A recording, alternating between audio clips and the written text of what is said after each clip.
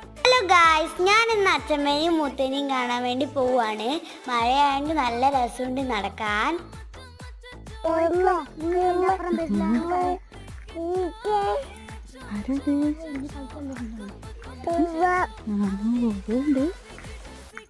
സാധാരണ നമ്മൾ ഓട്ടോനാണ് പോവാറ്, പിന്നെ വെയിലൊന്നും ഇല്ലാത്തതുകൊണ്ട് നടന്നിട്ട് പോവാന്ന് വിചാരിച്ചു.